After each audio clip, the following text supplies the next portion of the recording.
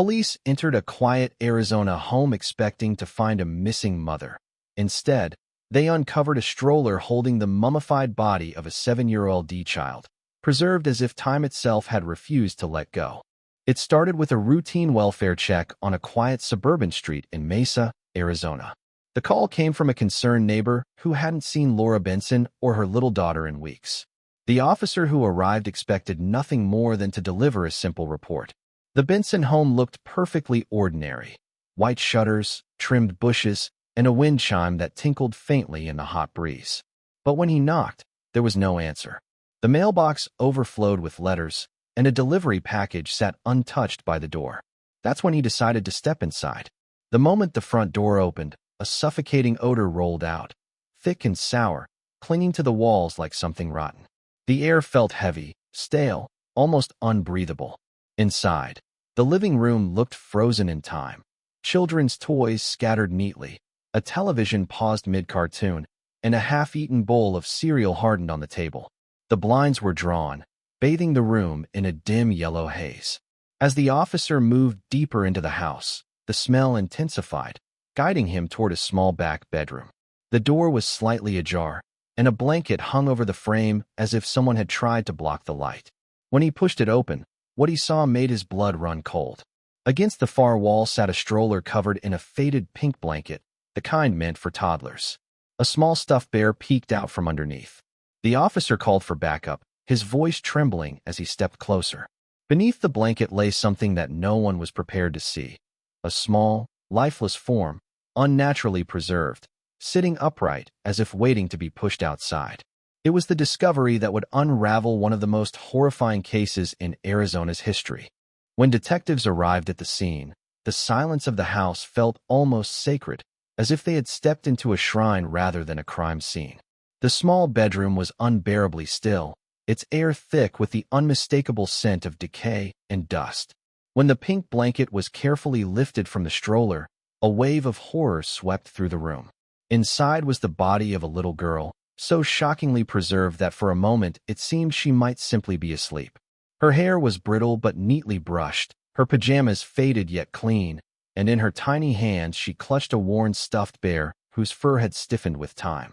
The medical examiner immediately recognized signs of mummification, a rare phenomenon caused by the dry heat and sealed environment of the room. A crucifix hung above the bed, and beside the stroller sat a half-burned candle surrounded by wilted flowers, as if someone had created a small altar. The window near the stroller was slightly open, its curtains pinned back, suggesting the body had been placed there deliberately, facing the sunlight.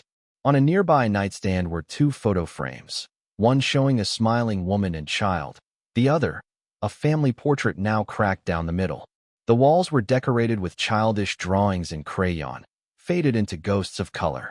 Officers moved carefully, taking in every detail, but the haunting image of the child remained fixed in their minds. They found no signs of struggle, no blood, no forced entry. Everything suggested an eerie peace, as though time itself had stopped inside that room.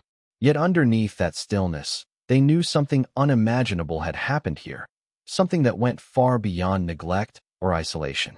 It was the start of a mystery that would only grow darker. The investigation began with identifying the small, mummified body. Dental records and DNA testing quickly confirmed the worst fear. It was 7-year-old Emily Benson, the missing daughter of Laura Benson.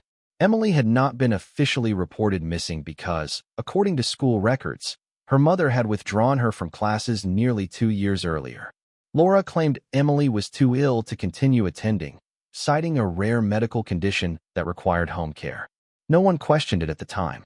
Teachers remembered Emily as a bright, quiet child with a constant smile, but toward the end, she appeared frail and withdrawn.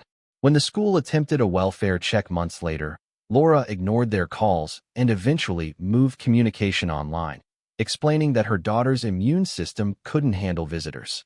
Detectives traced medical and insurance records to find that Emily had missed every scheduled appointment for more than a year. Her pediatrician's office noted multiple cancellations, all made by Laura, who claimed Emily was improving with alternative treatments. The neighbors told investigators that Laura and Emily used to be inseparable, always walking their dog, or tending the garden together. But over the past year, no one had seen the little girl outside. Laura told those who asked that Emily was bedridden, fighting a long illness.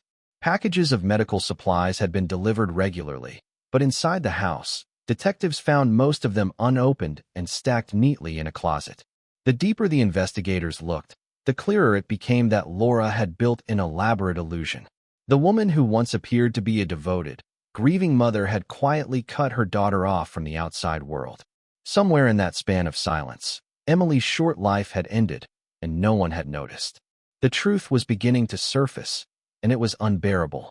Detectives began piecing together Laura Benson's past, and what emerged was a story of heartbreak that spiraled into obsession. Before her life unraveled, Laura had worked as a pediatric nurse at a local hospital, known by colleagues for her compassion and dedication. Everything changed 3 years earlier when her husband, Michael, was killed in a late-night car crash. Friends recalled that Laura was shattered, unable to accept his death. She quit her job soon after, telling coworkers she needed to focus on Emily's health. Bank statements showed that her once stable income vanished quickly, replaced by unemployment checks and disability benefits she claimed on Emily's behalf. Investigators discovered that Laura had turned to the internet for emotional support, creating multiple social media accounts where she chronicled her daughter's supposed medical decline. The posts were filled with photos of Emily from years earlier, along with heartbreaking stories about hospital visits, treatments, and late-night prayers. Strangers donated thousands of dollars to help the struggling mother, never suspecting that Emily might already be gone. When detectives reviewed the timestamps, they noticed something chilling. There hadn't been a single new image of Emily in over a year. Every photo Laura shared had been recycled from the past. Neighbors remembered seeing Laura at night, sitting on her porch with the stroller beside her, softly humming children's songs. At first, they assumed Emily was asleep inside. No one thought to look closer. It was as if Laura was trying to keep her daughter's presence alive, creating a world where she could still be a mother. Investigators realized this wasn't simply a case of neglect. It was the story of a woman who had become trapped in a fantasy she created, a fantasy that blurred the line between love and delusion until tragedy became inevitable. When the coroner's team examined Emily's remains, they were stunned by the degree of preservation. The room's dry heat and lack of air circulation had acted like a natural tomb. There were no visible wounds, no signs of trauma or struggle, but toxicology results revealed something far more disturbing. Emily's body contained dangerously high levels of sedatives and antihistamines. These drugs, found in bottles around the house, were prescribed to Laura months earlier. Investigators theorized that Laura had been giving her daughter increasing doses to keep her calm, perhaps even unconscious. It wasn't clear if the overdose had been intentional or if Laura had slowly poisoned her daughter through misguided attempts at care. Inside the room, detectives found a small medical kit arranged neatly beside the stroller. Syringes, pill bottles, thermometers, and handwritten notes tracking Emily's vitals. The last entry was dated nearly a year before the discovery. Next to it was a calendar filled with scribbles and reminders like, "Don't forget medicine," and "Emily feels better today." It was as if Laura had continued to live in a world where her daughter was still alive, maintaining routines that masked the horror unfolding in that house. The medical examiner concluded that Emily likely died quietly in her sleep, heavily sedated. Instead of calling for help, Laura had cleaned the child's body, dressed her in pajamas, and placed her in the stroller by the window. Over time, the dry Arizona air mummified her small frame, freezing the moment forever. The revelation shattered any remaining illusion of accident or misunderstanding. For detectives, it was now clear Laura Benson had crossed the line from desperate caregiver to delusional captor. Her love, warped by grief and isolation, had transformed into the very force that ended her child's life. Detectives delving into Laura Benson's digital life uncovered a chilling descent into madness. Her phone and laptop held hundreds of photos of Emily's bedroom, each taken months apart. In the earliest images, the room appeared tidy and bright, filled with toys and drawings. But as time passed, the light faded. The later photos captured dust settling on furniture, the stuffed bear growing stiff, and the stroller remaining untouched in the same position. It was as if Laura had been documenting decay, unable to let go yet desperate to preserve every trace of her child. Her search history was equally disturbing. Articles on embalming, preservation methods, and how to stop decomposition naturally. Among the most haunting discoveries were Laura's handwritten journals.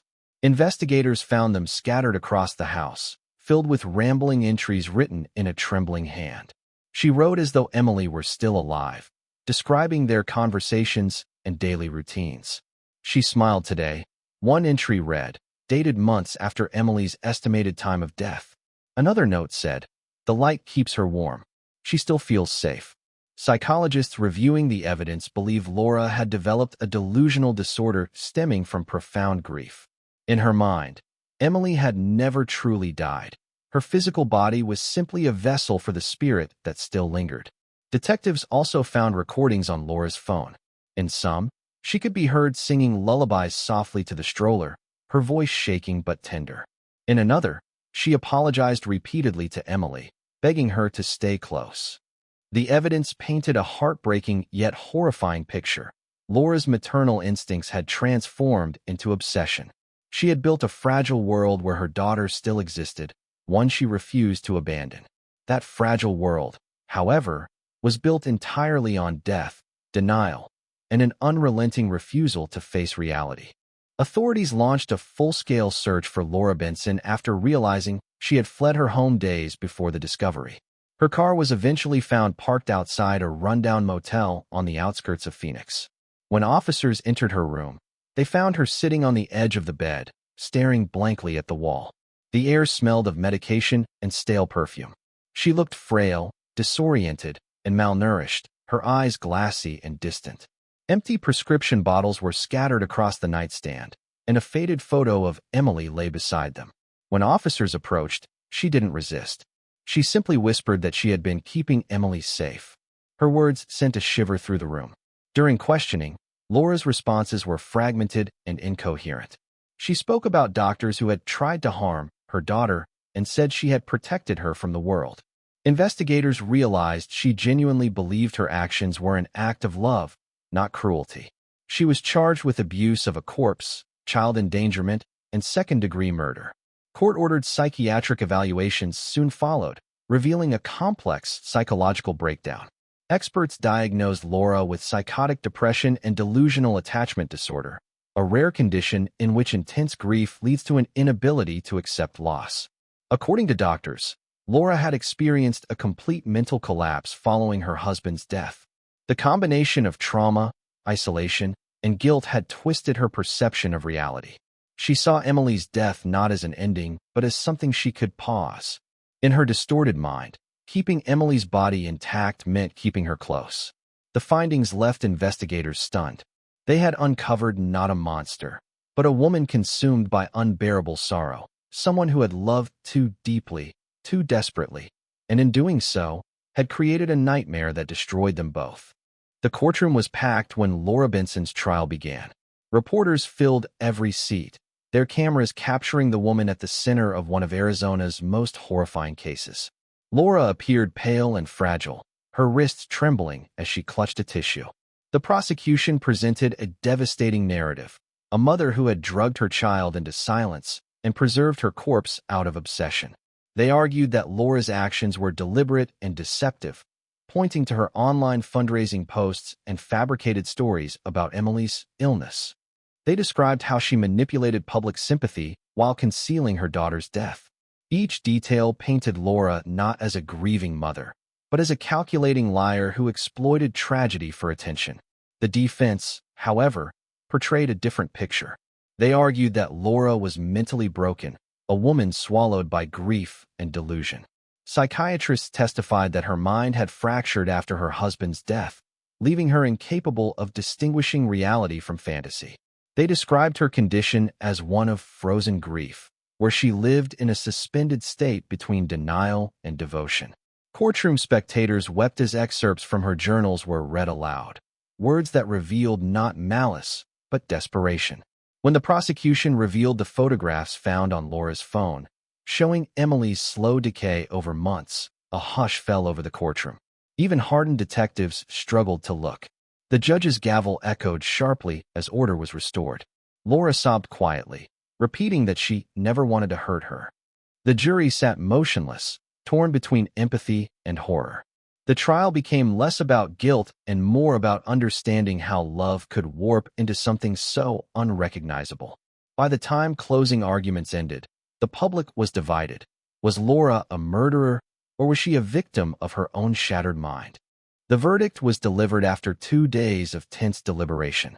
The courtroom was silent as the foreman stood and read the words that would define the case. Guilty, but mentally ill. Gasps rippled through the audience. Laura Benson's expression remained blank, as though she couldn't fully comprehend what was happening. She was sentenced to indefinite psychiatric confinement in a secure mental health facility instead of prison. The decision sparked heated public debate, with some calling it justice and others claiming it was mercy undeserved. But for the detectives who had worked the case, the verdict felt appropriate. They had seen enough to know Laura wasn't a cold-blooded killer. She was something far more tragic, a mother whose mind had turned against her. Inside the institution, Laura's condition fluctuated between lucidity and delusion. Staff reported that she often sat by her window, whispering lullabies to someone who wasn't there. Sometimes she refused meals, insisting she needed to save food for Emily. Doctors described her as cooperative, but lost in an unbreakable cycle of denial. Her room was kept bare, yet she still arranged her pillow as if expecting a small head to rest beside it.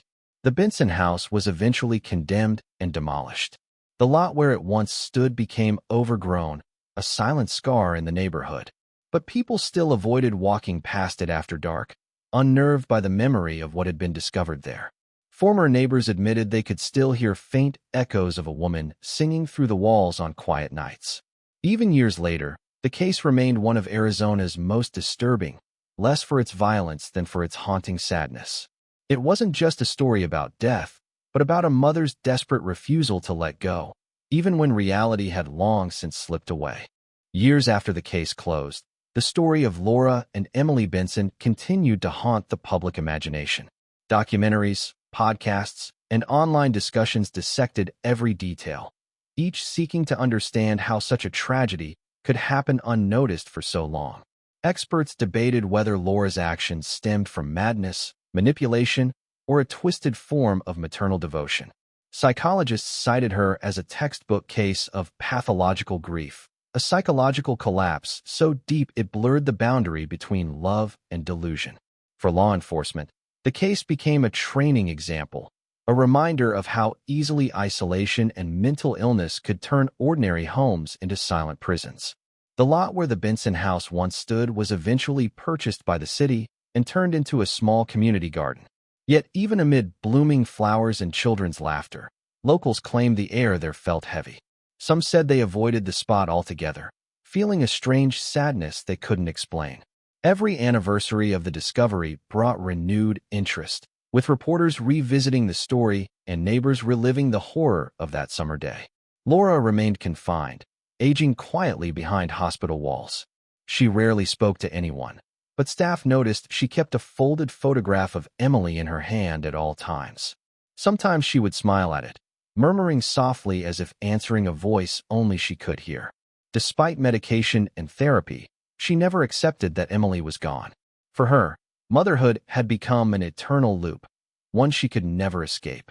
The haunting image of a little girl frozen in a stroller became a symbol of grief gone terribly wrong.